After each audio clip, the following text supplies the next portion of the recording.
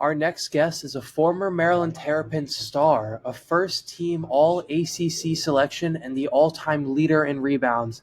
His list of accolades is very, very long, and we could go on forever today. But we are so honored to have on Mr. Len Elmore. Len, thank you so much for joining us.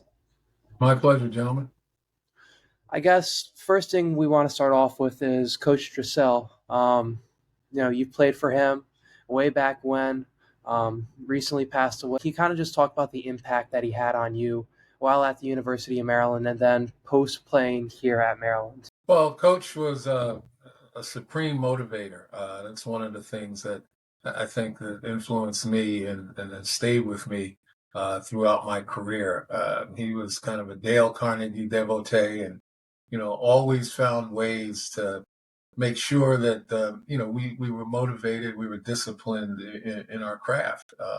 In our training room, in the locker room, we'd always have motivational signs around that maintained the concepts, things like there's no I in team, and the harder I work, the luckier I get. You can imagine some of the other things that were said, but that was one of the areas. The other area was, Coach had an instinct for obviously doing what was right and what was moral. A son of the South. He was one of the first coaches to recruit African American players. He tried to get Charlie Scott to come to Davidson in the 60s, mid 60s. Obviously, Dean Smith got him, but he wound up recruiting a gentleman, Mike Malloy, who actually lived not too far from me in Queens, New York. He hired the first African American coach in the ACC, assistant coach George Raveling. George Raveling became a Hall of Famer, as did Coach. Lefty started four black players, which was at the time unheard of in the ACC. He didn't care necessarily about color on the floor. Certainly, he was sensitive to our needs and our wants. But he was that kind of person, and not only, as I say, moral and principled, but he was also very spiritual, very religious. And while I couldn't say that I'm religious per se, but that morality, that spirituality certainly stuck with us as well. Do you remember some of those first interactions? You mentioned recruiting. Do you remember his kind of pitch to get you to come to Maryland? For me, probably a little bit different than say my running partner, my mate Tom McMillan. For me, it was about coming down to a university where I could not only reach my goals as a basketball player, but my goal at that time was to be a lawyer, and introduced me to several prominent lawyers who graduated from Maryland, one of whom was Senator Joe Tidings at the time. And Senator Tidings and I became pretty close over that period of time. It was his recommendation that I become an English major to work on my communicative skills. But recruiting, he was an amazing salesman. He was the kind of guy that I would get a letter from either him or one of the other coaches almost every single day. I get a telephone call at least once a week to check on me, see how I was doing. They stayed in front of you and really kept them top of mind.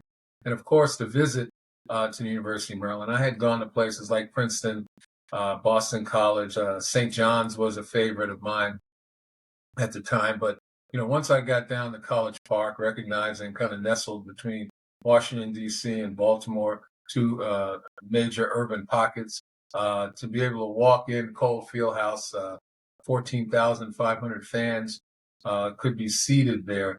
I mean, there was nothing like it. He pulled out all the stops. And, I will say there's one thing he didn't have much to do with. That is, I went to an all-male Catholic school here in New York City, Power Memorial. So when I got to Maryland, I was asking myself, okay, if the first 10 women were good looking, I think I'm going. So it turned out to be okay. I actually met my wife in my junior year. Ultimately, the woman who became my wife my junior year. So it all worked out. I want to ask you a little bit about your careers, because I know you're one of the most versatile people that I've ever read about. I mean, basketball player, then you were a prosecutor, then you went to sports agency, right, and sports management kind of, and then you became a broadcaster. Are there any that I'm missing, first of all?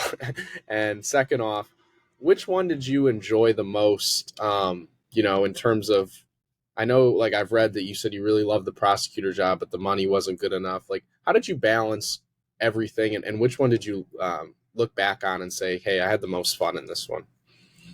Well, let me start from the beginning, obviously, and that is that I, had a desire, a penchant to do a lot of things, to experience a lot of things, and the driving force for that was reading the biography of Paul Robeson, who, at the turn of the century, and he was the All-American football player, valedictorian at Rutgers, Phi Beta Kappa, became a lawyer at Columbia, was a stage and screen actor, star during that period of time. And he was a human rights activist. Not only did he play football, but he also played in the Negro Leagues in baseball. And he played also in the NFL before the NFL excluded blacks for a period of time. And when I read his story and from where he came, his father was a freed, enslaved man who became a preacher in Princeton, New Jersey. I thought about that type of experience, and wouldn't it be wonderful to experience a lot of things? So, I never really thought about and planned it out. I just accepted opportunities as they came. Playing in the NBA, I always kept a dream of being a lawyer. And so when my final year, my 10th year, where I decided I'd had enough of playing basketball, took the LSATs, filled out the applications, got accepted to law school. But in my second year of law school, I was called by the ACC network at the time, was Raycom. And they were looking for someone to fill a role, and that role was to be the first African-American announcer for the ACC. And so I accepted that call, and it's pretty easy to do that. And as a lawyer, when I got out, I wanted to have some impact. I could have gone to some major corporate law firms and, probably reviewed documents for a period of time before I ultimately got a chance to do some lawyering. But at that time, I was 10 years older than most of my law school colleagues. So, I wanted some action, and I wanted to be a trial attorney.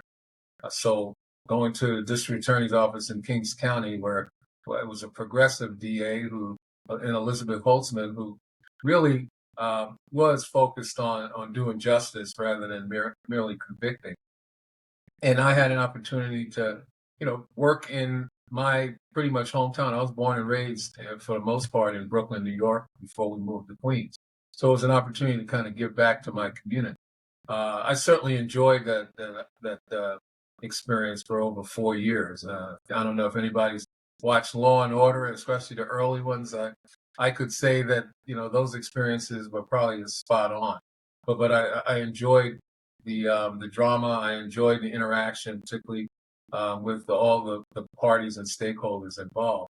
But then, you're right, it didn't pay enough. My wife and I were getting started here in Manhattan. We're going to start a family.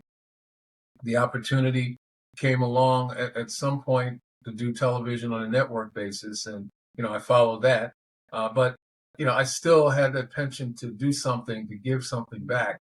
And so after being approached by a number of players who were defrauded or victimized in some way, shape, or form by their representation, I decided to try my hand at being an agent, to try to change that landscape, which I think we had a pretty good impact. However, that business became, pretty murky, and I refused to stoop to conquer, to pay players to be my clients, et cetera, et cetera. So I moved out of there, continued my network broadcasting to go along with working in some private firms. I became the president and executive director of the National Basketball Retired Players Association. From there, got an opportunity to work with the NBA and the NCAA in their joint venture to clean up youth basketball in a company called iHoops, and continued private practice for a while and continued sports broadcasting. And when all that was over, I recognized that I've amassed all this institutional knowledge. What am I going to do with it? I can't take it with me when I transition. So I decided an opportunity came to me to teach. And that's why I'm in my 6th year at Columbia University, full-time faculty in their sports management program, utilizing the things that I've learned in so many of those areas that I previously mentioned. And that's really how it came about. It was all about a dream, all about emulating somebody that I certainly admired and just taking advantage of opportunities. So, Mr. Elmore, obviously, you're one of the people that I look at. I'm just like, this guy's resume is insane. And I think, just speaking with you, I can tell, how obviously, smart and experienced you are in a lot of different ventures. So I want to ask kind of a complicated question, I guess, in a way. Obviously, when we talk about Lefty Driesell, like everything that you said in the beginning part is true. And, he obviously was a great basketball coach and provided a lot of opportunities for African Americans. But on the flip side, there's also the part that, he wasn't necessarily an advocate for women, as we saw, there are situations in the past, and it's a complicated legacy that he leaves. So for me, and I guess for other fans out there who didn't know Lefty, how have you approached, what you think about his legacy and kind of that way? And how would you advise people to go about thinking of, people like Lefty from a different era, and things like that? Because I think it's a complicated question. Yeah, and it's a good question. Look, I look at people, in this cancel culture, where, we're so quick to, pull the trigger on canceling folks because, of viewpoints and actions that at the time in their era, in their milieu, weren't as destructive as they would be when interpreted today. I think Coach was necessarily, I should say, a product of his time. He's the sum of his experiences.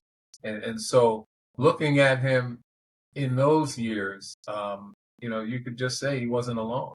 It's similar to, do we cancel Thomas Jefferson because he was a slave owner and, obviously he had a concubine of an underage girl? Do we cancel the Woodrow Wilsons of the world because they brought segregation back to Washington, D.C. and the White House?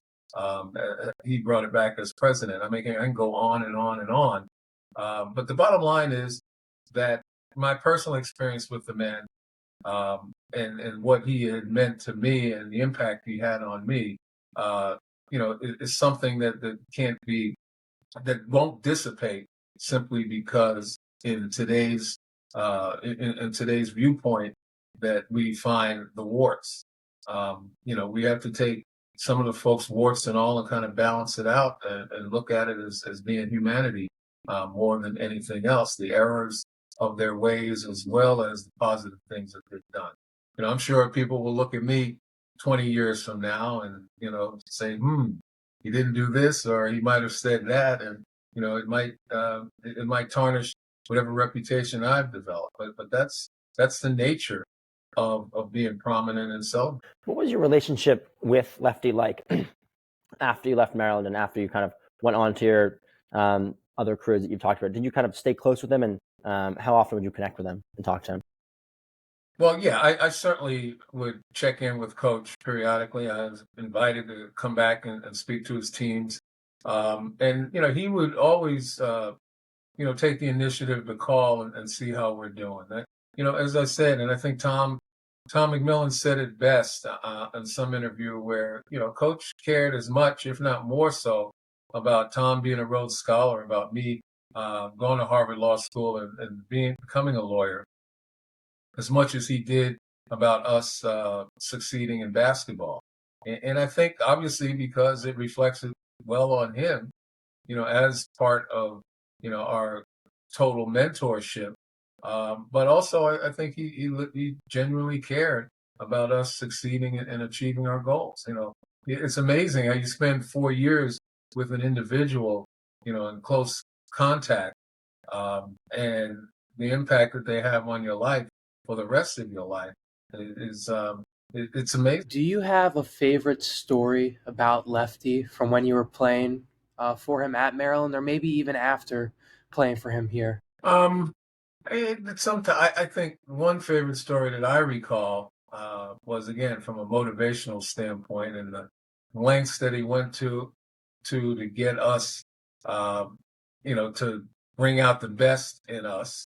I think we were playing the University of Richmond, and they were opening up their gym at the time, the A.H. Robbins Center, and we were pretty good, and we were kind of a little lackadaisical and laconic in our approach to playing them, and Coach could sense that, and so in the pregame speech he heard um, their band playing Dixie, and so recognizing that some of us were relatively politically astute, mostly me, he would just go crazy and he would bang the locker. You hear what they're playing? And bang the locker and kind of brought a little blood to his knuckles. And he said, see what they made me do? This is what they think of you. That type of stuff. And, it really got us upset and scared. So we went out and I think we beat them by about 25-30 on their home floor. But, it was basically because, he got riled up. He touched some nerves, recognizing exactly what buttons to push for us, and it got us fired up. And I think that was another thing he was good at, recognizing what motivated individuals, and he would press those buttons. You talked about kind of Lefty's legacy, and as we kind of wrap up this portion, what do you think that your legacy is? My legacy? Wow. Hopefully we won't have to discuss that for a real long time, but I'm hopeful that people recognize that, I try to take advantage of the opportunities given to me, that, I'm a case of perseverance, a case of recognizing, how my community needs me. And I'm not talking about just the Black community. I'm talking about community of basketball players. I'm talking about the community of my generation coming up in the late 60s and the 70s. And I tried to do what was asked of me and what was needed. And, always with respect for other people. And that's hopefully my epitaph, that, I cared and respected others. Well, Mr. Elmore, thank you so much. This is honestly, like I was telling the guys, like this is one of the interviews I've been the most excited for. We've been doing this podcast for 2 years, and not only just because you were a great player, but because just everything on your resume, like I said, and it's super, super cool to be able to talk to someone who's so knowledgeable in so many different fields. So thank you for taking your time out of the day. I think I can speak for all three of us and say we really appreciate it. No, I appreciate it. And thank you very much. And hopefully something that I said is useful.